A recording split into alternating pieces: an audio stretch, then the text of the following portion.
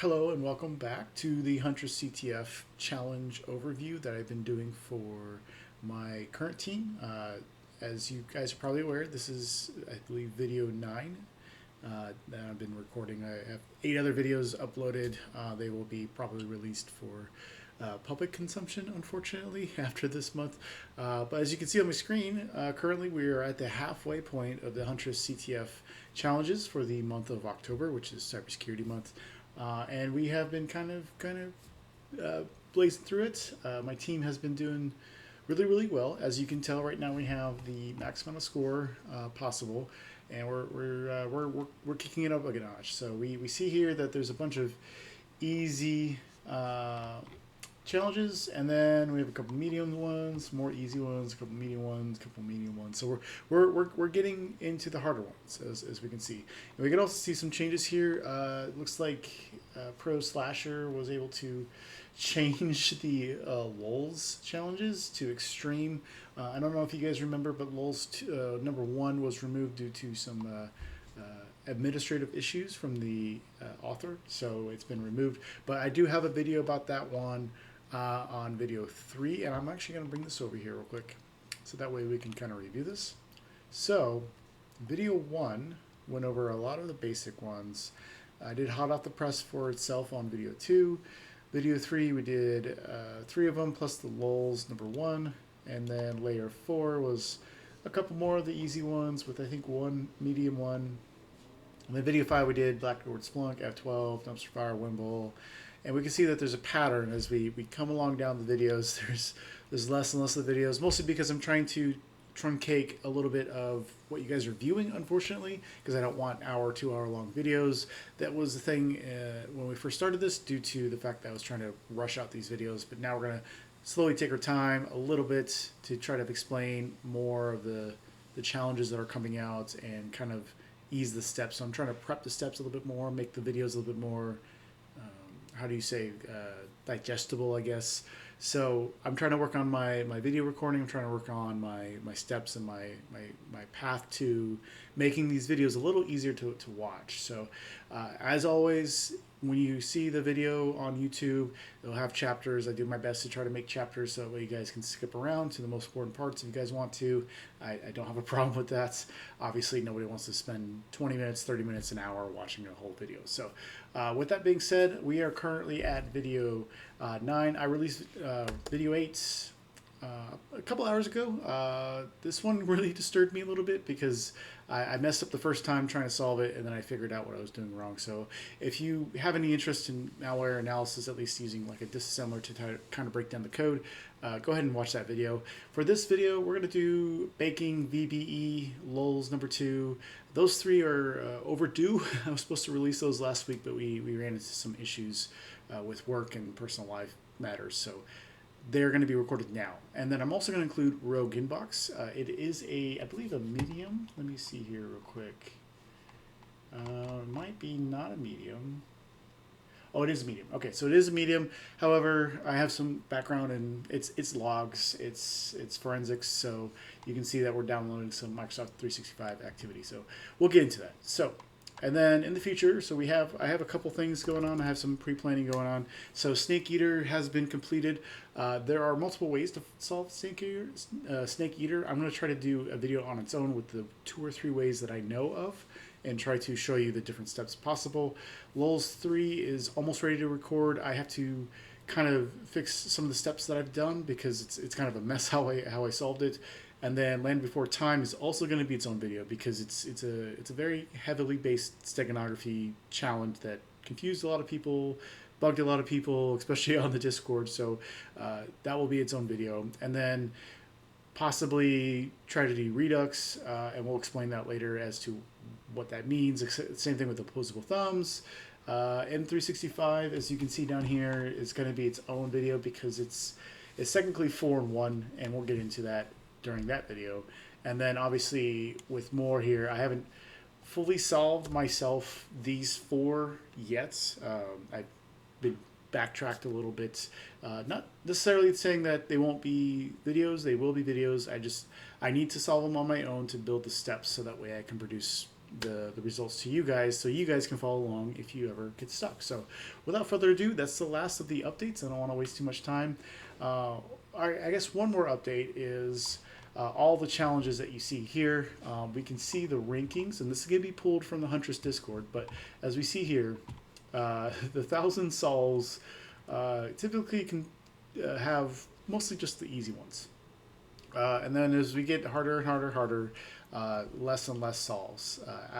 We can see here lolz4 has less than 50 solves, lolz3 less than 100 solves.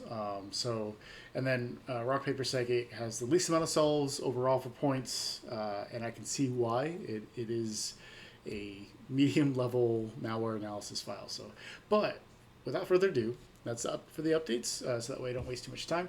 Let's get into our first challenge that we're going to cover, which is VeeBeeEee.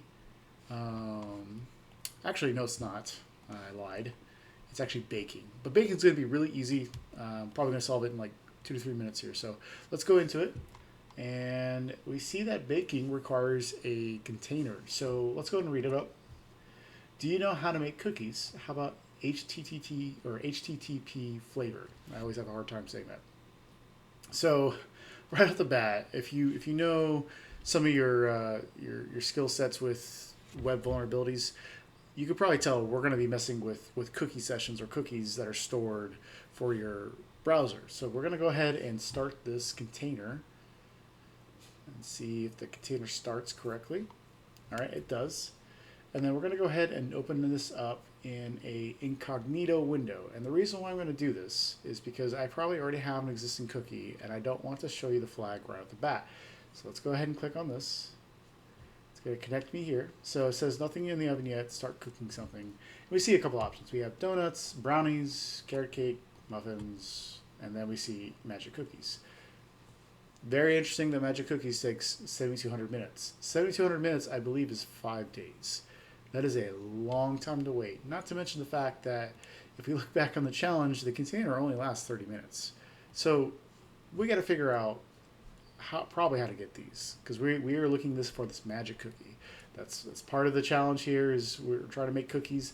We're not trying to make anything else here. I'm just trying to make these cookies. So let's go ahead and turn the oven on and click on cook and see what happens. All right, magic cookies are in the oven, but it's going to take 120 hours to cook. We don't have that time. So let's try to cheat the system a little bit. And as per usual with these types of web challenges, we're going to kind of take a look at F12. We'll look at some of the source code here. And let's look at elements first, because we can play around with the elements. And we see that as we go down here, we see in the page content, we have a container, we have something called oven hot, which I'm pretty sure is the idea of this picture to show us. And we see here that the source is an SVG file located on the server. Now, if I wanted to, if this was part of the challenge, I could try to do like a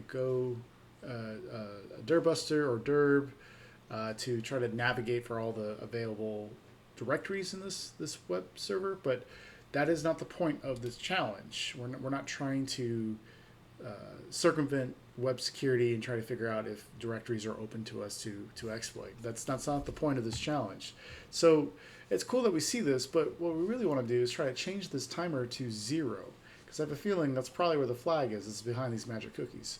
Well, how do we do that? Well, more than likely, what's happening is the web server is probably checking a session cookie that we have to determine what shows from here. So this counter is most likely loaded directly from the web server, and we just have to wait. So every time we reload to the website, it's probably checking our cookie to see if we're ready. If not, it's just going to update the timer for us. So let's go to where we would store these cookies. Now in Chrome, and I believe any Chromium-based browser, most cookies are stored in your memory section here. Or sorry, not memory, application. All right, there it is. So here's the cookie already.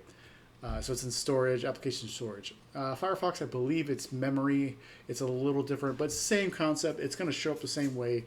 Just keep in mind, I think Brave also has application. I'm not 100% certain, but whatever browser you're using, just make sure you go through these options, it's going to be somewhere in storage. That's where your cookies are going to be. And we see we have one for this website, for this specific one that we're connected to. So let's go ahead and click on it. And we see it's the name of it is called In Oven, and we have a value. Let's see, what else do we have here? There's probably some other information we could pay attention to, like what domain is for, the path, looks like session ID, what the size is, a few things. But what we're most interested in is this value right here. Now, if you remember in previous videos, I always talked about base64 kind of being one of those things that you should be able to spot right off the bat. And that's because base64 typically needs padding depending on how long the values are going to be that's being converted. It's either 1 equal sign or 2 equal signs. That's padding. Automatically, you should look at this and say, this most likely is base64. So let's take this to our next favorite site to go to, which is cyberchef.io. I'm going to go ahead and convert this. And we see the output is JSON format. Interesting. All right. Let's take a look at this JSON format. So it has a recipe and it has a time. And the time has a month, day, year plus time. Now, this time doesn't match my actual time. So let me click on this real quick and make sure you guys can see this. So if I click on this, you see my time is 8:51, Monday, October 16th. But it says here 03:47 for the 17th. I live in Arizona, which doesn't do daylight savings. So we're on Pacific time, I believe. And we're roughly 7 hours behind, I believe. So I did start the cookies probably at 47 minutes of the hour. So if it's 8:52, we got 9, 10, 11, 12, 1, 2, 3. So 7 hours, yeah. So we're 7 hours behind this tracker. So it's tracking on UTC time. So we have to adjust this because it looks like it's basing it off when we start, not when it ends. So we're going to trick this. I'm going to go up here. All right, we're going to turn this off. And excuse me, I do have some nose issues real quick. Can't see me real quick. Got a little the sniffles going on. And we're going to change this. Instead of the time, we're not going to worry about the time. I'm just going to change this to do 5 days prior. So let's do this on the 12th, right? And instead of from, we're going to reconvert it back to base64. And now we have a new value. So let's go back here. And the easy way to adjust your cookies inside your F12 session is just to double click, remove this, paste that. Bam, now you have a new cookie. And the way you retrieve that, because it has to signal to the web server, so that way the web server can check the status of the cookie, you just reload it, and bam, we trick the server to give us the flag. Now, it's a very simple cookie exploit. Most of the time, it's not going to be this easy in real life development with cookies, but that's one of the ways you can try is play around with the cookies to see if you can change the ability of what you have access to. So that is the flag and challenge for this challenge that we were just doing called baking. Sorry, I lost my train of thought on what the challenge was called. So let's go ahead and stop this container. So that was baking. We're going to go ahead and move in as quickly as possible to our next challenge, which is going to be VeeBeeEee. So let's go ahead and look at this real quick. So VeeBeeEee. When investigating a host, we found the strange file attached to a scheduled task. It was invoked with WScript or something. Can you find a flag? Cool. All right. So this is highlighted. This seems like it's important. So let's go ahead and do a search for this real quick. So we have something called Windows Host Script. Let's go ahead and open this up real quick. I'm going to do some research real quick. So I'm looking at this. It provides an environment in which users can execute scripts. Okay. So this tells me from the get-go that this file is most likely some type of script. The key thing is trying to figure out what type of script it is. And I have the file here, so let me load it here. So I already have it downloaded. Let's take a look at what we have here. And it's a jumbly mess. I can't even tell what it is. It's all encoded. No idea what this is. So let's try to see if we can figure out more about WScript. So I'm going to go back to the Google search and I'm going to load the Wikipedia article because I love Wikipedia. So we have pretty basic description of what it does. And we see here it's language independent and it uses active scripting language engines. By default, It interprets and runs plain text JScript, which is JS and JSC files, and VB script, or VBS and VBE. Interesting, because the name of it is VeeBeeEee, and we have VeeBeeEee. Okay, so it's most likely this is VB script. So let's go ahead and go into our downloads folder here. I have it in its own wee little folder right here. And we're just going to go ahead and rename this to VeeBeeEee. Okay, so it recognizes it. Let's go ahead and edit it again. No, let's go ahead. It doesn't change anything. So there's no recognized variables. There's nothing being human readable in here. Okay, so even if it was a VeeBeeEee script, which gives us the little cool little icon, we're still kind of stuck. So let's do a little bit more research. I'm going to put this to the side here. All right, so we have VBS and VBE. It is a VBE file. Just from intuition, the name of the challenge is VBE. I'm going to go ahead and Google search this. All right, let's see if we can find more information about this. And we have a couple things coming up, and obviously you can see a Medium article about it. I'm going to go ahead and skip that real quick because I'm going to look at a few things down here by John Hammond. Okay. Author is John Hammond. Okay. Let's go to the source, right? All right, so we have something called VeeBeeEee decoder. Oh, okay. So this decodes one or multiple encoded VBS files, often seen with a VeeBeeEee file extension. Okay, so now we're dealing with something that is encoded. A VeeBeeEee file is a Visual Basic encrypted file. So now we know what this is. It's encrypted, and we probably have a tool to decrypt it. Let's read a little bit more into it. All right.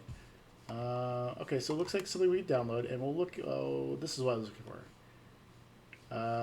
Here we go. So you see this encryption right here?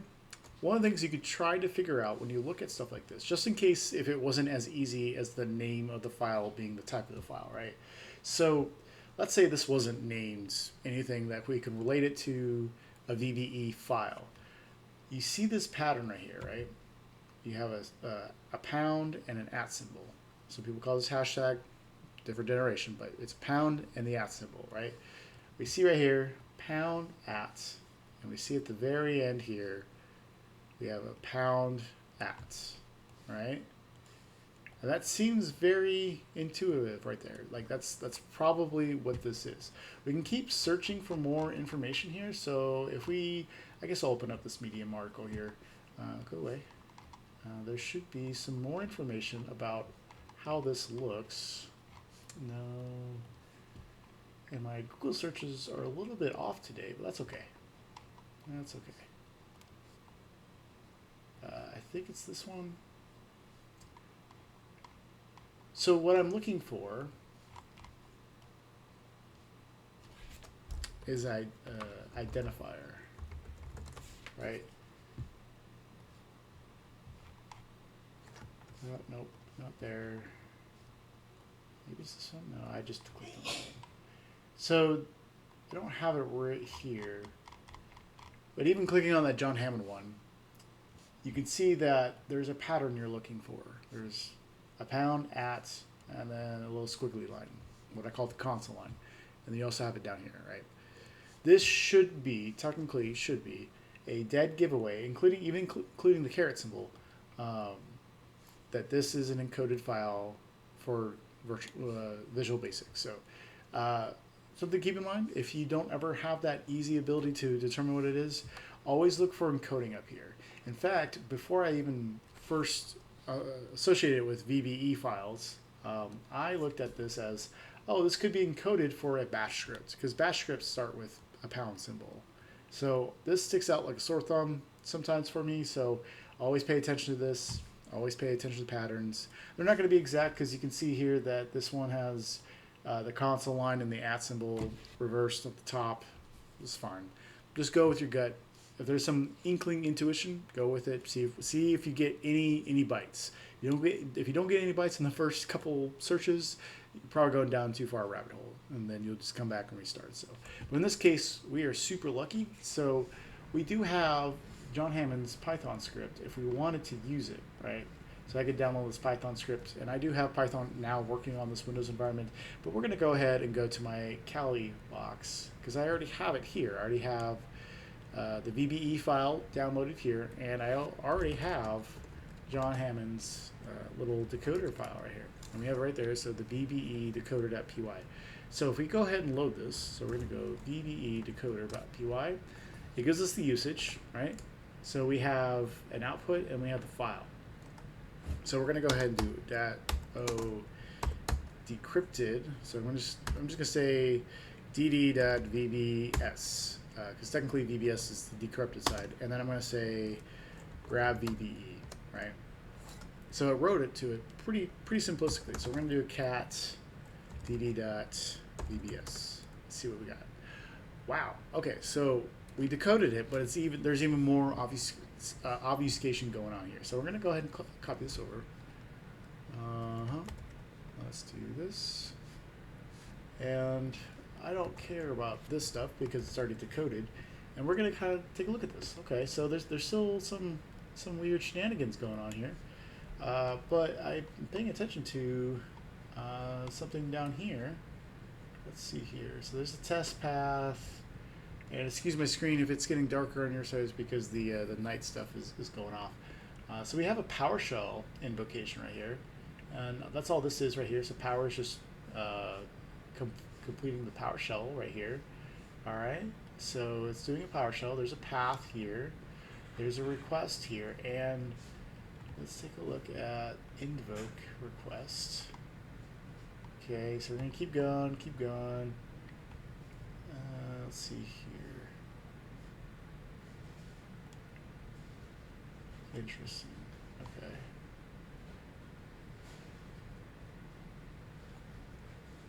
So there's still more going on, and what we're gonna do is I'm gonna play a little game called replacing all this information. So I'm gonna look at the bottom here. So I have first, second, third, fourth, and fifth. Let's see if we can find this. Collect, then replace. Power, path, request, invoke request, exec sm. Okay, so it's doing a PowerShell. Wait a second. I see something here. I see something here. There's a request here. Let's take out this request. I'm gonna go ahead and take out this request, and we're gonna go ahead and put it in here. There's a test path, invoke web request. Okay, I'm going to take out all these things, right? Find and replace all that, okay? And then I'm going to find and replace all these ampersand symbols. What do you know? We have a little website here, so let's clear this out real quick. I'm gonna go ahead and copy this out. Don't mind my cat. He may come in camera because he is very needy. All right.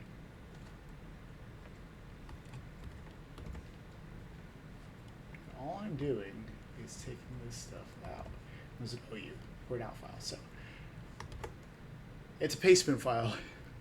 The security guy in me is not feeling very comfortable with this, but I already been to it. Let's go to it. Bam, we got the flag. All right, so VeeBeeEee was encrypted, and we had to decrypt it, and then there was a lot of obfuscation that we had to clear out, and it went to a pastebin where the flag was. If we actually ran it, I believe what would happen is that PowerShell would have been invoked. It would have connected to pastebin and probably outfiled the flag for us. But I did it the slightly harder way, slightly safer way, which is not having PowerShell be invoked through a VB script. So, but that's the flag, and that's the challenge for VeeBeeEee. Hopefully that helped out with some people who might have been confused on how this challenge was. But we're going to go ahead and close this out because we don't need it anymore. We're also going to close out VeeBeeEee because we don't need that anymore. All right, so that's 2 of the 4. Let's go over lolz2. Now, the reason why I'm going to do lolz2 before rogue inbox is because this is way overdue, but also because it's technically easier once you figure out what's going on than most people realize. So let's bring that up. We're going to start here. And it's from Pro Slasher. There are no notes, right? But we have these characters, right? Obviously, it's encoded. So let's bring this over to a new one. We're going to paste this here. And we're going to kind of pay attention here. So if you remember, a previous challenge had roughly the same characters. And that was in this challenge right up here. This one right here. This one had similar characters, right? And we see it's called base FFFF plus 1. Hopefully, if you guys remember, there is a specific base that we're using to decode or deobfuscate what this was. And we see that it's if we took it up a notch. Long story short, that is base 65356 decoder, right? We're gonna go. That's in my history. Thanks, Google. That's not what I wanted. I wanted you to actually go there. All right.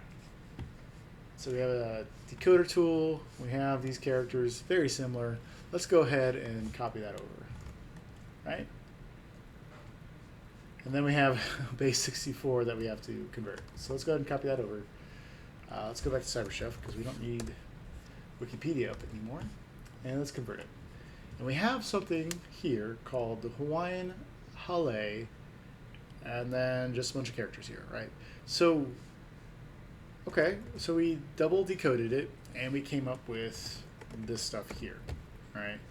Now, from here, you kind of want to play a game of a little bit of OSINT at this point, because I don't know what this stuff is from the get-go, but I do see the English language, so to speak, or at least mostly. This might be an actual Hawaiian word, and then we have a comma, and then we have a bunch of characters, right? And these characters there's 76 characters, right? Okay, and they're all connected to each other, right? So I'm just going to go ahead and separate this as a different line, right? Because I think the comma separates it. And the first thing we're going to do is we're going to Google search this, because maybe this is like a conversion or something. So let's go ahead and Google search this real quick. And as you can tell on the purple links, there is a club called the Hawaiian Hale Club. And then we also have down here the Hawaiian Hale. There's a dash on this, or a quotation mark on that. And then there's a dash on that one. It's kind of important when it comes to these types of impossible challenges to not leave out any detail. And this one particular detail is very important. And the reason why is because the Hawaiian language, the way it works, and I'll bring this up.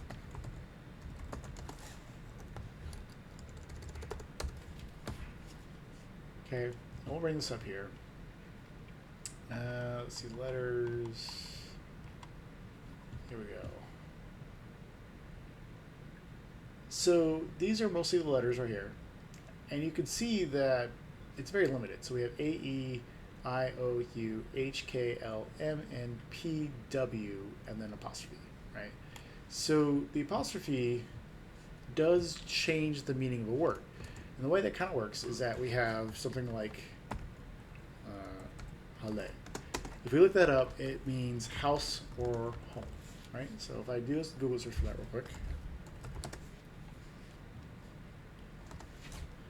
Meaning. Let's see here.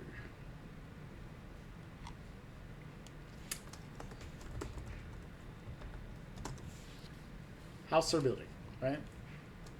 That matters, because let's say we take this out real quick. Let's see here. Oh, it's still house. Okay. What about space?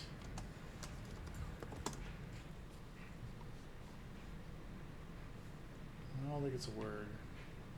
Point being is that the Hawaiian language is very peculiar on how you have these letters forms. But you'll notice something too is that there's no dash. So what's the dash for? Something you have to keep in mind is that you have to kind of do your OSINT, and you have to kind of understand who the person behind the character name // is.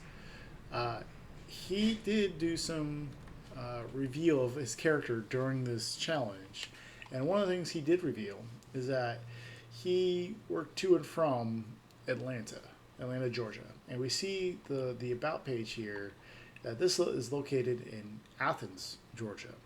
Athens, Georgia is roughly like 20 to 30-ish miles east of Atlanta. So this seems to be just a reference to the author, right? This could be a throw off, right? So we're just going to go back and just take a look at this, right? This takes some serious thought, and it took a long while for one of the solvers to figure it out. But if you remember, I said there's 76 total characters, right? The flag, so when you get a flag, the flag for Huntress is an MD5 hash, which is 32 characters long. If you add flag and the two squirrely brackets, that's, what was it, 7 more, 6 more? So 32 plus 6 is 38, right? So you're going to have this many characters in your flag. Right? This is a flag, right? And you see on the bottom here, my face might be blocking it, but it's 38 characters long. This is 76 characters long, exactly double of what a flag would be. It's kind of suspicious. So let's try to make that work, right? So if it is technically a flag, and there's 76 characters, that means these are split up by 2. So let's go ahead and do that real quick.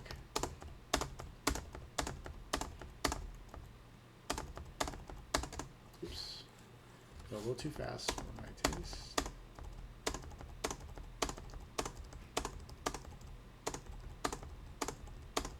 And I'm going to pay special attention to the actual length of it and positioning of each of these characters. I don't think these are jumbled. All right, so now we have them split into each individual character. If I'm right, and this fits what flag is, that means that BY should be F, okay? And we're going to do a tab. CE should be L. BT should be A. BZ should be G.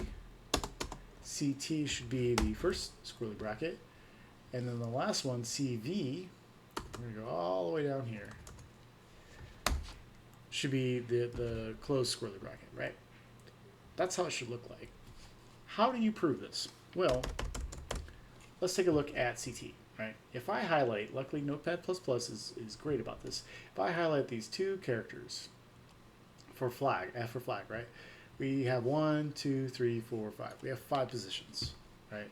For L, we have CE. There's only one L. That doesn't really prove anything, right? Because technically, your MD5 hash can have F. It doesn't have L, but that's not 100%.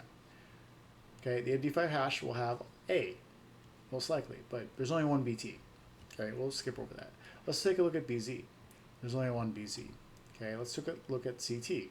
There's only one CT. Let's take a look at CV. There's only one CV. I feel pretty comfortable that this is most likely the flag itself, right? So let's go one by one and do flag. This is going to be F. Okay, CE equals L. BT equals A. BZ equals G. CT equals open squirrely. And then CV equals close squirrely. All right, so that means this would also be a flat or F. This would also be F. where else are these? Right here. F. Oops. F. I think I saw one more maybe. No, that's it. So we have the S filled out. Okay. How are we going to figure out the rest? Okay. It could be quite difficulty, but let's take a look at the first letters of each, right? So we have B here, we have C here for L, we have BT as an A, BZ as G, we have CT as open squirrely, and we notice that all the first letters are capitalized, right? But it only goes to C. So we have A, B, and C. Let's see how many A's we have here. So we have one here, 1, 2, 3, 4, 5, 6. Do we have any other A's? So we have AW, and we have AY, and we have AZ. So eight of these. But they only go to AW, AY, AZ. So I'm going to write these down. AW, AY, oops, AZ. Do you have any of them defined? I don't think we do, because the only ones we have defined are in B and C. Okay. It only starts with W and then goes to Y and Z. So in the alphabets, we have W, X, Y, Z. So it's missing X. This is not here, right? But the rest are. Could be nothing, but I wrote it down just in case. Key thing though is to look at the C's. The C's represent swirlies, the swirly brackets, and if they're in order, as per kind of some of the syntax of how the syntax of languages work sometimes, CT does come before CV. So we have that here, but if we do TUV, so CU equals something, and then it's immediately V, right? So we could do like ASCII table and just kind of verify this, right? To kind of just get this out of our minds. We're going to take a look at this. And we see here on 123, 124, 125, it fits, ironically enough. So the letter in between it would be the pipe character. So let's just go ahead and do that. I'm just going to put pipe character on there. All right? Bam.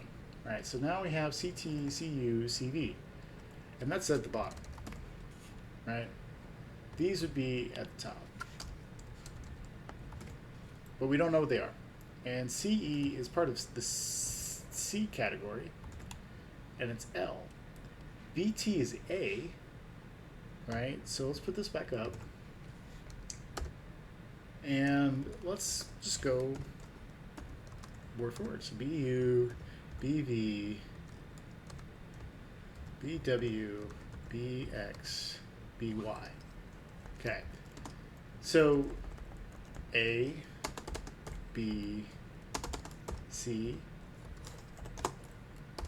D, E, F. This is fitting more and more into it. So we could do this for the entire alphabet. We're not going to do that because I already am 40 minutes into this video and I still have to do one more challenge for you guys. So I'm just going to bring up kind of the breakdown of what this looks like. So somebody already broken down all the different characters. So AW started with 0. That was the start. And then it just goes down the line, right? So with that being said, and we fill it out, let's bring this back over here, right? So we started with this, we got this, we got it broken down here, got all this broken down, and in order is here the flag. Ignore this, but that's the flag. And that was lolz number 2. This took, I think, about 1 to 2 hours for most of the group to figure out together and collab. Again, some people were very smart and kind of figured it out and went for it. So, but that was lolz number 2. That was that challenge. Again, there's no points for this, but it's pretty fun to figure out. The Hawaiian Lay thing was kind of I think, kind of like a misdirection by Pro Slasher, but it was related to him. So it's one of those things that like it could have meant something, but it didn't. And that's something to keep in mind with sometimes with these tricks type CTF challenges, especially the ones that are not worth any points, they're just for fun. There's probably some trickery, some what they call red herring, so just be careful with that. But other than that, we're going to go on and to our last challenge here for the day, and that's Rogue Inbox. So Rogue Inbox is interesting.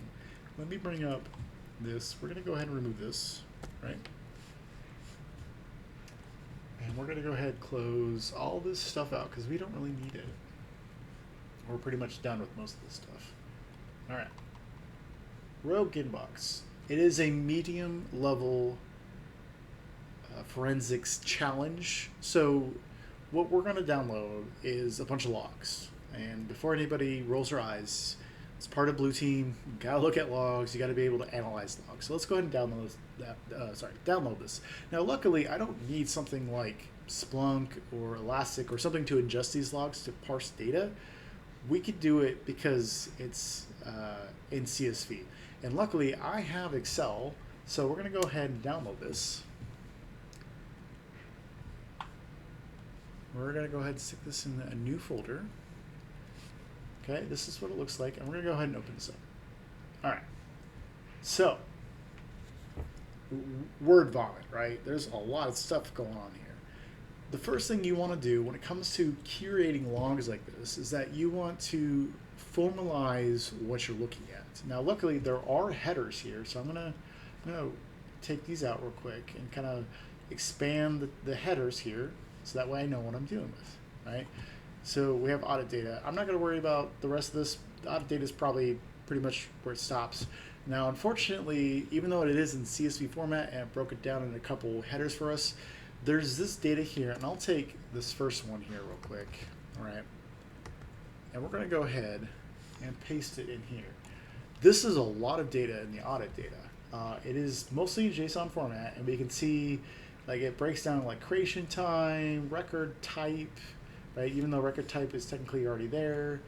This is pretty much just the data spit out to most likely Azure or whatever collection log system is collecting these logs. And it's just in parsed data that we could feed it to a reader or an analyzer, but we're doing it manually, unfortunately. Don't fret, it's not going to take that long to figure out what the flag is, right? A couple things you could do, so let's bring this to the side. The first thing I would do, always do, is I select all, and I go to format as a table. And I have this little box here. What data do you want? I already selected all of it. If you do have headers, make sure you select headers because it's going to format the first row or first row to be the headers. If you don't, you're gonna have some issues. But let's go ahead and click OK. Not now. We're not gonna worry about any of these warnings here, right?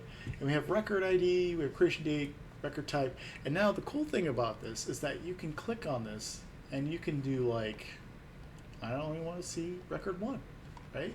So that limits and curates your data based off what you're looking at. So let's go like 43 for example, because I think there's only a few of them. Yep. So you can condense this data. So let's go ahead and reset this to select all.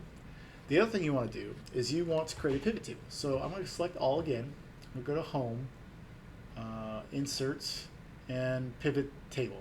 So I'm going to click on this, and it's going to say, what do you want to do? I'm going to create a new tab. It's going to be called Table 1. I'm going to select Table 1 because that's what I have here is just a table, and I'm going to create it in a new worksheet. So once you click OK, it takes you to a new sheet or new data sheet down here, and it has a pivot table for you. And then on the right hand side here, let me see how you guys can see this. I'm going to move my video to the center here, and you can see on the right hand side you have pivot table fields, and because it's already formatted as a table, it already has all the different headers that you can select. For example, if we go back to purview number 1, we can see that there's a user ID. Now, as a prior SOC analyst, one of the things I always curate and filter is user ID. So I'm going to go in here and I'm going to select user ID. I'm going to put it in rows. What this does is that it breaks down all the unique roles for user ID. So that way you can see from here. You don't have to worry about counting like, oh, they already count, this admin, they already count Deborah. It's all right here. Here's all the unique hits right here. Bam. So now you have all the users, right? And notice that I clicked outside the pivot table, the options are gone. That's fine. You just click back into the pivot table, it shows. What this sheet is doing is that it's kind of like a malleable sheet that expands based off your pivot table fields that you're utilizing to analyze data. So you could also do this too. You could drag, because it's not limited to just one of those boxes down to the right? You can also drag this into values. And if I do that, it gives me a count of how many times these things hit, right? Pretty cool, right? So you might be asking, what does this have to do with the flag? Well, let's kind of take a look at this real quick. So some things I would do if I'm looking for a flag is I would look to see if it's in like a user field. And I have some things that stick out to me, and I got to be careful because I got to kind of mix my knowledge as a SOC analyst with the CTF. As a SOC analyst, I'm looking for anomalies, indicators, compromise, stuff like that. In CTF, that's not usually the case. Usually they're hiding a flag, so we're going to try to find this flag. It could be in the name of one of these, but it's not.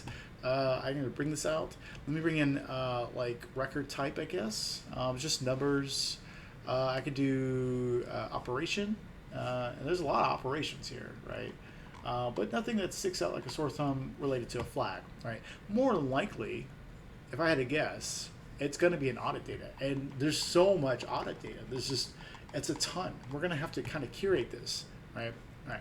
So let's leave the pivot table alone. It's nice to have, but we're going to leave it alone right now. And obviously, the first thing you could do is you could scroll up all the way to the top here, select one of these, go find, and we could just type in flag and see if that's even here. I doubt it. I'm pretty sure even if the flag was like this in here, it's going to be obfuscated with probably base 64 or something similar. Let's do find all. All right, so we do have something called flag. Now, I'm going to do this as an example. What I would do is, because it's going to highlight one of the fields that has flag in it. As you can tell, it's all in this app audit or this audit data, right? So I'm going to click on here. I'm going to sit Control Alt, right? I'm going to bring this back over here, and I'm going to paste it into Notepad. Oh, whoop, I forgot to say Control A, Control C, Control V. Not bad. All right, let's take a look at this. Where is flag? Let's try to see if we can find flag real quick. Can't find flag because match case. Let's do find next. Okay, there it is. Ignore dehydrated flag. It's just a field for the log, so we're not going to worry about it on this case because it doesn't mean anything. And I almost guarantee you that's probably going to be the case with everything else in here. So if you see, there's a lot of hits for flags. A lot of hits all the way down here, right? And we have unique token IDs and stuff, so it's probably not going to be that simple. And the way you can kind of prove that is that you can do a open swirly bracket, because that's what the flag is going to be in. Find all, it's not going to find them. So that's not the way to find a flag. Next thing you're probably trying to figure out is, okay, so what else can we focus on? Well, remember back when I stated that we can do a user ID, right? Let me do this real quick. Let's scroll up, because there's a lot of data, so let's scroll all the way back up. And we see admin, Alex, Deborah, anonymous. Oh, we also have this too. And this is hit once, this is hit twice. Again, as a SOC analyst, this sticks out like a sore thumb to me, that there's one anonymous hit. So let's go ahead and do that real quick. So I'm going to curate this to just select anonymous. We'll add this year and on, and we'll do app, for example, right? So we mesh the data down, or we truncate it, right? Makes it a little bit easier to figure out. Just because for the nick of time, because I'm trying to keep this under an hour, I'm going to go ahead and copy all of this data, right? So I'm just copying the tables, and I'm going to go ahead and stick it back into here. Okay? And I'm going to do a quick analysis because I have kind of the ability to see what I'm doing. And I'm seeing on the bottom here, there's links here, right? And they're all to personal SharePoint locations. Okay, all right, cool. Now, we could try to click on this.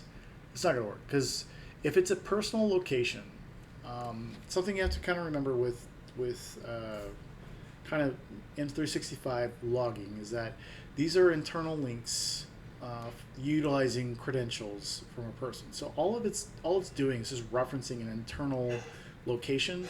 Even though this technically is a link, what's going to happen is that Microsoft on the outside externally is going to recognize that some unauthenticated user is trying to access an internal resource to something here, specifically this person's personal SharePoint, that's not going to work. Okay, so what we're going to have to do is we're going to have to see if we can somehow bypass that. At least that's the way I was thinking of it, right? We see that each time here. So we have Deborah here, Deborah here, Deborah here. So they're all accessing Deborah's information. And something that stuck out to me, which, you know, I'll let you right now know is a red herring, is that there's this John Hammond attachment for Deborah's personal SharePoint. You still can't access this. And what I try to do is I try to copy this over, right? So if there's a John Hammond PNG and it's being accessed by Anon or Anonymous, let's go ahead and push this over here. I'm going to go ahead and reset this. Select all, right? Go back up here, go to find, and we're going to look for John Hammond PNG. We're going to go find all. Let's see how many hits we get. We get a lot of hits, right? So we could take a look at what all this is doing, and let's see if we can do, what's this one? This one is for file uploaded. So we can see Deborah uploaded this file, right? So not a big deal. Let's click on the next one here. What is this? File modified. So it's just logging that this person uploaded a PNG of John Hammond and modified it. So let's click on the next one.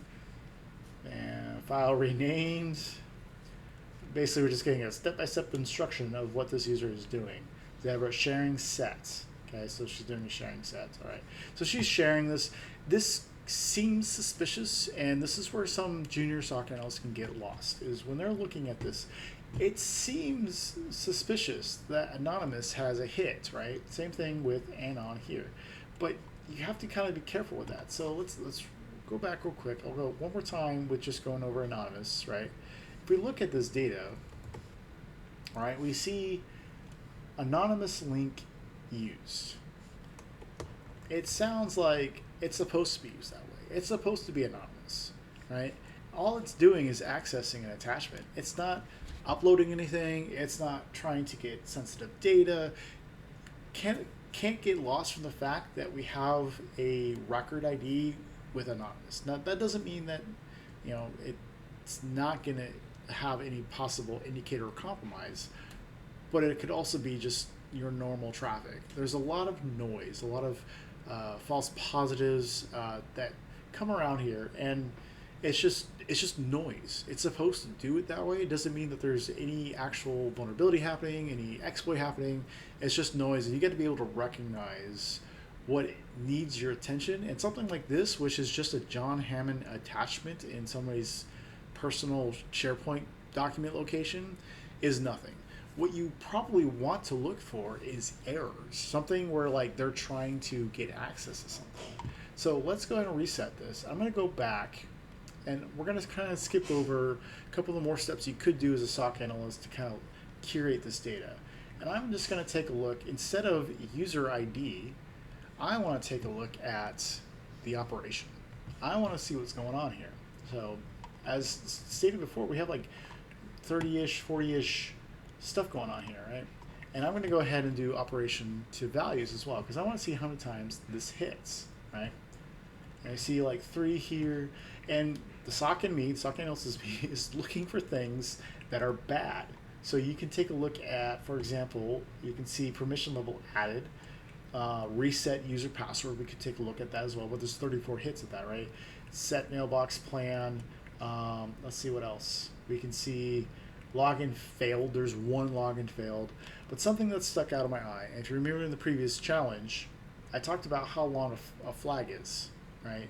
So it's MD5 hash, 32 characters long, and then you have flag and the 2 brackets. That makes it 38.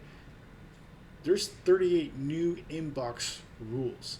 And if you know anything about Microsoft Exchange or Exchange or OA or anything with mail when it comes to Microsoft, right? There's not a lot of inbox rules that get created in that short amount of time, especially with this small log. That's not to say people don't create inbox rules all the time. This seems very suspicious to me, right? That's a lot. Like this user password resets can happen a lot depending on what's going on. And if I had time, I would show you that it's like completely different users and it's being done by an admin, so it's all legitimate traffic. But this just sticks out. So I'm going to go back, and I'm going to go ahead and select the operation of new inbox rule. Okay, so we have data, a lot of data here. I don't know what this is, so I'm just going to go ahead and copy one of this because I want to see what this person is doing. Right, so let's go ahead here. And we're going to see unique token ID. There's a unique token ID related to it. Let's see here. Exchange hosted. Okay, this is the object ID right here. So it's creating something here. Microsoft Exchange hosted organization, and then is a hash function here, and then an F. Okay, let's go to the next one. Let's go ahead and copy number 2. Do the same thing. Looking for the object ID right here. So object ID F L. The flag's here, and what they did is they split it up to one inbox rule per letter. And I could prove that too with, let's go into the 5th one. So 3, 4, 5. So if I copy this data over, there's your scroll packet. So the flag's in here. Now the trick with this is how do you curate this data to pull out? Now you can do it one at a time, right? There's ways to cut and divvy up the information. You can do it in Linux, you can do it in other positionings, but I'm going to show you what this looks like overall. So here's the flag right here, and I curated the data to cut it out, and that's the flag. So yeah, so that was I think, was it called Rogue Inbox with the name Purview? Let's just double check that real quick. Yeah, Rogue Inbox. So that was Rogue Inbox. Kind of a little fun little activity to browse logs. Again, if you're not used to analysis of logs, it does take some time to build up the kind of the skill sets to know what you're looking for in logs. So like myself and another team member, like I used to do this on a daily basis. He does this on a daily basis. So looking into this, it's, you know, you're curating logs and you find it really quickly, and you'll be able to kind of snuff out some abnormalities and get the flag. So hopefully that helped out with trying to find the flag on this one. And with that, let's check the time real quick. Oh yeah, 57 minutes. Okay, so yeah, I'll finish up here with some outro stuff with what we're doing on the next flags. Let's go ahead and close this out, this out. Nope, don't need that. Nope, don't need that. Nope, don't need that. I'm just closing out all my little tabs here of stuff that we don't need. All right. So yeah, so that was video 9. As stated before, I am working on the steps for Snake Eater, lolz2, and Land Before Time. These videos most likely will be the next ones to come out. Some of them just need to be refined with the steps, so that way it's not a super long video. Worst case scenario, I'll probably have these ones out around the same time as this one. And as stated before, we're getting into kind of deeper challenges. There are going to be a lot more mediums, most likely, and some hard ones. Don't fret. There could be some ones that I come across that I can't even solve. Not saying that I can solve all of them on my own. Some of this, like I rely on other people to give me some write-ups, so that way I can explain it to you guys correctly, and we go through it together. So hopefully you guys are not upset with the challenges, and if you're watching this after the CTF's done, hopefully you guys are learning some things about future challenges, about how to do analysis of videos, and we can kind of build up our skill sets and become better overall, not just with CTFs, but also with cybersecurity overall. So I hope to see you guys on the next one, and until then, I will see you guys later.